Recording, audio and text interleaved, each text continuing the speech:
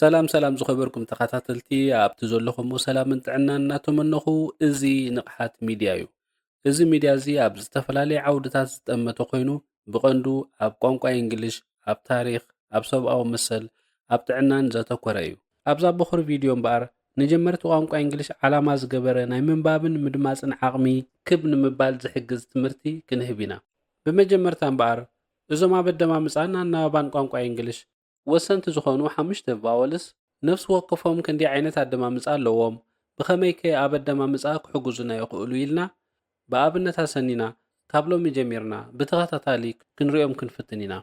ስለዚ ትምህርትና ንምጅማር ኣብ ቋንቋ እንግሊሽ 26 ኣልፋቤትስ ወይ እውን ፊደላት ክህልውና ከለዉ ካብዞም 26 ፊደላት እቶም 5 ቫወልስ ክኾኑ ከለዉ እቶም ዝተረፉ 21 ድማ ኮንሰናንትስ ይኾኑ ኣለዎ ማለት እዩ። እዞም ቀይሕ ሕብሪ ገይረሎም ዘለኹ ቫወልስ ክኾኑ ከለዉ ኣደማምፆም ከዓ ከምዚ እዩ: A E I O U።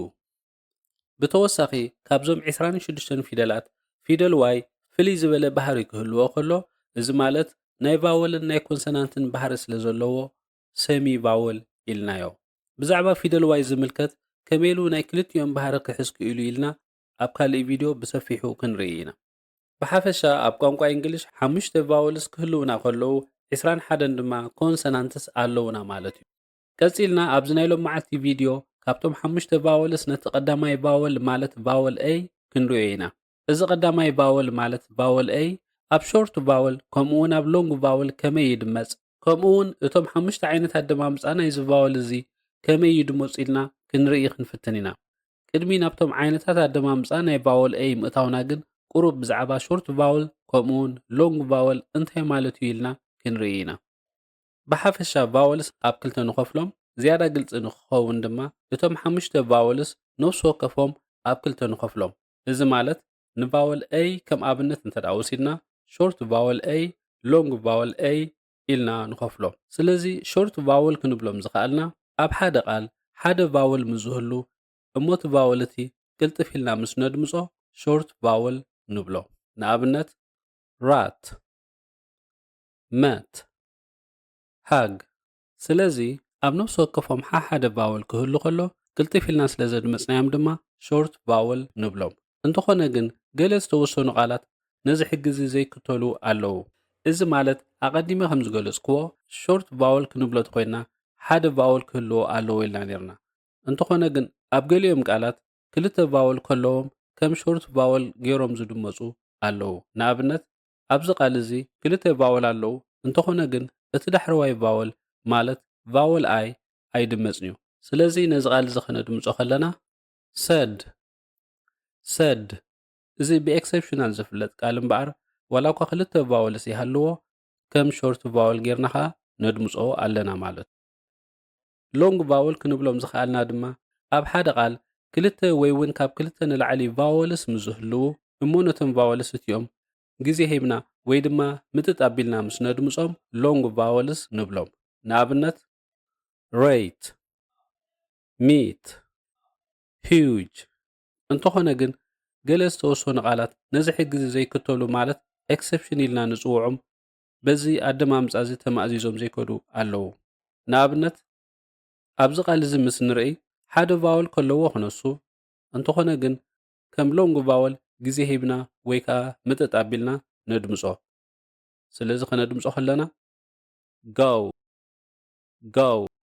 ስለዚ እዚ ቃል እዚ ዋላ እኳ ሓደ ቫወል ይሃልዎ፣ እንተኾነ ግን ከም ሎንግ ቫወል ጌርና ነድምፆ።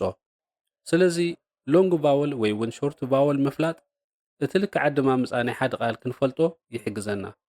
እቲ ቀዳማይ ኣደማምፃ ናይዚ ቀዳማይ ቫወል ማለት ቫወል A ከምዚ እዩ: አ አ። በዚ ዝድመፁ ቃላት ኣብነት ምስ ንርኢ ድማ ባግ፣ ራት፣ ማት፣ ሳክ፣ ድራንክ፣ ስፕላሽ። ስለዚ ኣብዞም ቃላት እዚኦም ንቫወል A አ አ እናበልና ነድምፆ ኣለና ማለት እዩ። ቀፂልና እምበኣር ነዞም ከነድምፆም ዝፀናሕና ቃላት ብመልክዕ ሰንተንስ ወይ እውን ሓሳባት ሰሪዕና ናይ ምንባብ ምልምማድ ክህልወና እዩ። The cat sat on a mat. The cat sat on a mat. The rat is in the sack. The rat is in the sack. ስለዚ እምበኣር ነዚ ቪድዮ ደው ኣቢልና ቅልጥፍ ኢልና ከነብቦም ንፈትን። ቀፂልና ድማ እቲ ካልኣይ ኣደማምፃ ናይዚ ቀዳማይ ቫወል ማለት ቫወል ኤ ከምዚ እዩ ኤ ኤ በዚ ዝድመፁ ቃላት ኣብነት ምስ ንወስድ ድማ hate made rape snake plane እምበኣር እዞም ቃላት እዚኣቶም ነፍሲ ወከፎም ከክልተ ቫወልስ ክህልዎም ከሎ ግዜ ሂብና ወይ ድማ ምጥጥ ኣቢልና ከነድምፆም ስለ ዝፀናሕና ሎንግ ቫወል ንብሎም።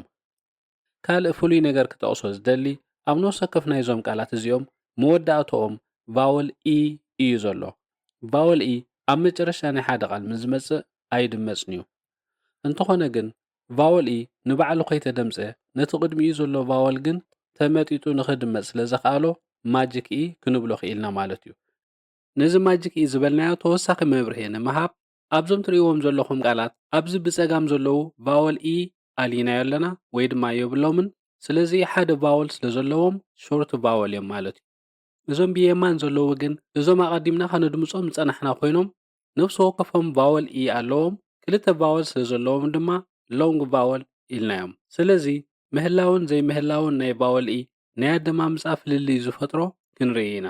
ስለዚ ከነንብቦም ከለና ሃት ሃት ቫወል ኢ ምስ ወሰኽናሉ ሄይት ሄይት ማድ ማድ ቫወል ኢ ምስ ወሰኽናሉ ሜድ ሜድ ራፕ ራፕ ቫወል ኢ ምስ ወሰኽናሉ ሬፕ ሬፕ ስናክ ስናክ ቫወል ኢ ምስ ወሰኽናሉ ስኔክ ስኔክ ፕላን ፕላን ቫወል ኢ ምስ ወሰኽናሉ ፕሌይን ፕሌይን ካብዚ ንመሃሮ እምበኣር ፍልልይ ኣብ መንጎ ሾርት ቫወልን ሎንግ ቫወልን ዘሎ ኣደማምፃ ኮይኑ ነዚ ዓብ ተራ ዝተፃወተ ግን ቫወል ኢ እዩ። ኣብ ነፍሲ ወከፍ ናይዞም ቃላት ኣብ መወዳእቶኦም ቫወል ኢ ብምውሳኽ ነቲ ኣደማምፃ ከቕየራ ክኢልዎ ማለት እዩ።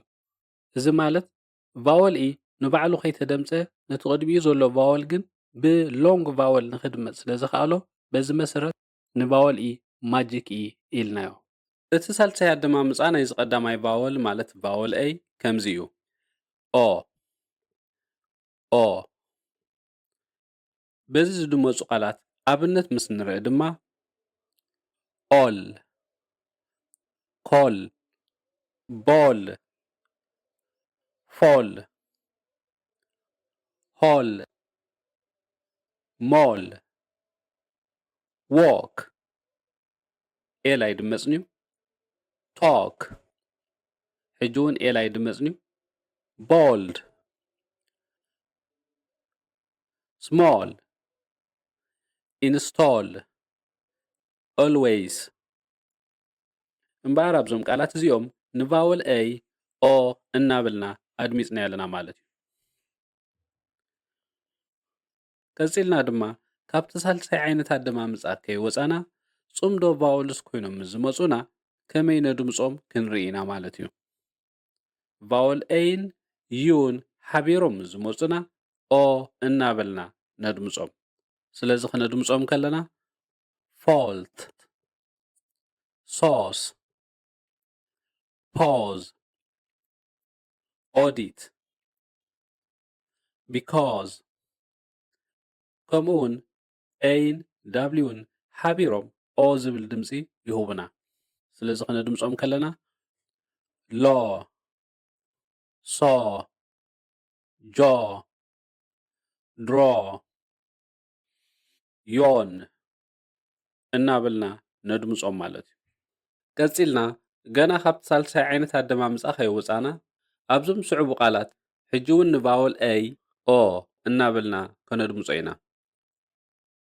was was wash wash watch, watch, want, want,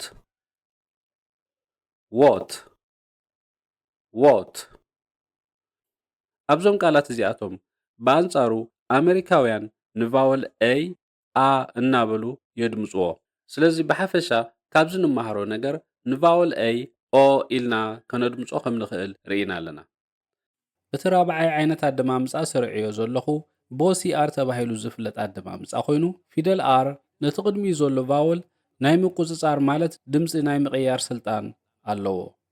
ነዚ ቀዳማይ ቃል ከም ኣብነት ምስ ንወስድ ድማ ቫወል a ከም ሾርት ቫወል ዘይኮነስ ከም ሎንግ ቫወል ማለት ግዜ ሂብና ወይ እውን ምጥጥ ኣቢልና ከነድምፆ ጽልዋ ዝገበረ ፊደል r እዩ። ናይዚ ተቃራኒ ኣብነት እዚ ብጸጋም ዘሎ ቃል ማለት ፋት ዝብል ቃል ምስ ንወስድ ቫወል a ርእሱ ክኢሉ ከም ሾርት ቫወል ይድመጽ ኣሎ። እዚ ማለት ፊደል t ኣብ ልዕሊ ቫወል a ዝኾነ ዝፈጥሮ ጽልዋ የለን።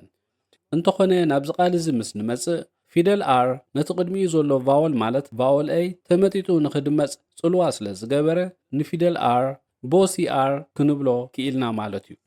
ኣብዚ ካልእ ክጠቕሶ ዝደሊ እንግሊዛውያን ንፊደል r ኣብ መጨረሻ ናይ ሓደ ቃል ምስ ዝመጽእ ከምኡውን ደድሕሪኡ ኮንሶናንት ምስ ዝመጽእ ጠቕሊሎም ኣየድምፅዎን እዮም።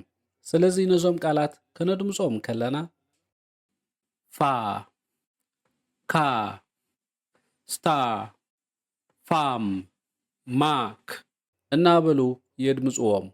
ብኣንጻሩ ኣሜሪካውያን ንፊደል r ኣብ ዝሃለወ ይሃሉ የድምፅዎ እዮም። እቲ ሓምሻይ ኣደማምፃ ናይ ዝቐዳማይ ቫወል ማለት ቫወል a ከምዚ እዩ እ እዚ ዓይነት ኣደማምፃ እዚ ሽዋ ተባሂሉ ዝፍለጥ ኮይኑ ብዊክ ሳውንድ፣ ኣንስትረስ ሳውንድ፣ ሶፍት ሳውንድ ከምኡውን ሌዚ ሳውንድ ተባሂሉ ይፍለጥ። እዚ ማለት ብዙሕ ድምፂ ከይሃብና ወይ ብዙሕ ከይፅቐጥና ኣፍና ኖርማል ወይ ድማ ሪላክስ ኮይንና ከነድምፆ ይግባእ። እዚ ኣገባብ ኣደማምፃ እዚ ሓደ ካብቶም ዝበለፀ ወይ እውን ዝሓሸ ፍሎንሲ ኤንድ ኣክሰንት ክህልወና ካብ ዝሕግዙ ብቐዳምነት ይስራዕ። ስለዚ በዚ ዝድመፁ ቃላት ገለ ኣብነት ምስ ንርኢ ago, again, above, about, away, ahead እናበልና ነድምፆም። ኣብ መወዳእታ እምበኣር እዚ ቀዳማይ ቫወል ማለት ቫወል a ሓሙሽተ ዓይነት ኣደማምፃ ከም ዘለዎ ርኢና ኣለና። እቲ ቀዳማይ ዓይነት ኣደማምፃ a ሾርት ቫወል ኮይኑ ማት፣ ካት። እቲ ካልኣይ ዓይነት ኣደማምፃ a ሎንግ ቫወል ኮይኑ ሜት፣ ፕሌይን። እቲ ሳልሳይ ዓይነት ኣደማምፃ a ሎንግ ቫወል ኮይኑ ፋ፣ ፓክ። እቲ ራብዓይ ዓይነት ኣደማምፃ ድማ o ሎንግ ቫወል ኮይኑ ኦል፣ ሎ። እቲ ሓምሻይ ዓይነት ኣደማምፃ ድማ ሽዋ ኮይኑ a ሾርት ቫወል ኮይኑ again፣ ago። ስለዚ እምበኣር ካብዚ ንመሃሮ ነገር እዚ ሓደ ካብቶም ቀላሲ ኣደማምፃ ዝኾነ ቫወል a ሓደ ዓይነት ኣደማምፃ ደይኮነ ዘለዎ ብውሕድ ሓሙሽተ ዓይነት ኣደማምፃ ከም ዘለዎ ርኢና ኣለና። እምበኣር ዝኸበርኩም ሰማዕቲ እዚ ዝቐረብክዎ ትምህርቲ ሓጋዚ ኮይኑ ተረኺብኩሞ ላይክ፣ ሼር፣ ሰብስክራይብ ምግባር ኣይትረስዑ። ኣብ ቀጻሊ ብኻልእ ትምህርቲ ክሳዕ ንራኸብ ሰሰድና እዩ።